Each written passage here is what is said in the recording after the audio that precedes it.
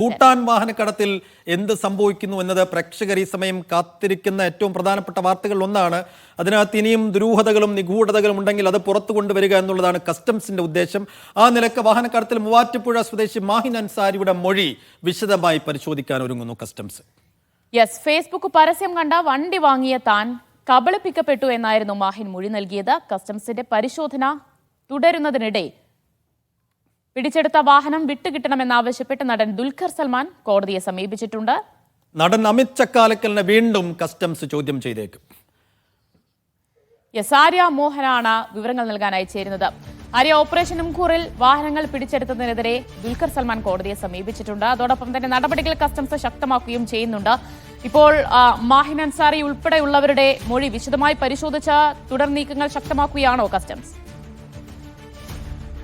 തീർച്ചയായിട്ടും ദിവ്യ, ഇപ്പോൾ പരിശോധനയും അതുപോലെ തന്നെ ഇതിന്റെ കസ്റ്റംസ് ശക്തമാക്കിക്കൊണ്ടിരിക്കുകയാണ്. മൂവാറ്റുപുഴ സ്വദേശിയായ മാഹിൻ അൻസാരുടെ മൊഴി വിശദമായി പരിശോധിക്കാൻ തന്നെയാണ് തീരുമാനം. ഫേസ്ബുക്ക് പരസ്യം കണ്ടാണ് താൻ വണ്ടി വാങ്ങിയതെന്നും അതിൽ കബളിക്കപ്പെട്ടെന്നായിരുന്നു മാഹിൻ മൊഴി നൽകിയത്. 15 വർഷം ഡൽഹിയിൽ ഉപയോഗിച്ച വാഹനമാണെന്ന് പറഞ്ഞിട്ടാണ് ആ വാഹനം വാങ്ങിച്ചത്. NOCക്ക് വേണ്ടി കൈമാറിയ ആധാർ കാർഡിൽ കൃത്രിമം കാണിച്ചതുമായിരുന്നു മാഹിൻ മൊഴി നൽകിയത്. വാഹനം നൽകിയവരെ കുറിച്ച് മാഹിൻ നൽകിയ സൂചനകളുടെ അടിസ്ഥാനത്തിൽ ഇടനിലക്കാരിലേക്ക് എത്താമെന്നാണ് ഈ ഒരു കസ്റ്റംസ് കണക്കുകൂട്ടുന്നത്. അതിന്റെ രീതിയിലുള്ള അന്വേഷണമാണ് ഇപ്പോൾ പുരോഗമിച്ചുകൊണ്ടിരിക്കുന്നത്. മാഹിന്റെ പേരിലുള്ള ലാൻഡ് ക്രൂയിസ് വാഹനം കുണ്ടന്നൂരിലെ വർക്ക്ഷോപ്പിൽ നിന്നാണ് കസ്റ്റംസ് പിടിച്ചെടുക്കുന്നത്. കസ്റ്റംസിന്റെ പരിശോധന തുടരുന്നുണ്ട്. പിടിച്ചെടുത്ത വാഹനം വിട്ടു നൽകണമെന്ന് ആവശ്യപ്പെട്ടുകൊണ്ട് ഇപ്പോൾ ദുൽഖർ സൽമാൻ കോടതിയെ സമീപിച്ചിട്ടുണ്ട്. ഡിഫൻഡർ വാഹനം പിടിച്ചെടുത്തത് ചോദ്യം ചെയ്തുകൊണ്ടാണ് ഹർജി സമർപ്പിച്ചിരിക്കുന്നത്. എല്ലാ നിയമ നടപടികളും പൂർത്തിയാക്കിയതാണെന്നും കസ്റ്റംസ് രേഖകൾ പരിശോധിച്ചിട്ടില്ലെന്നും മുൻവിധിയോടെ പെരുമാറിയെന്നും ഈ ഒരു ഹർജിയിൽ പറയുന്നുണ്ട്. വാഹനങ്ങൾ പിടിച്ചെടുക്കുന്ന സമയത്ത് തന്നെ കൃത്യമായ രേഖകൾ ഉണ്ടെന്ന് അറിയിച്ചിരുന്നു.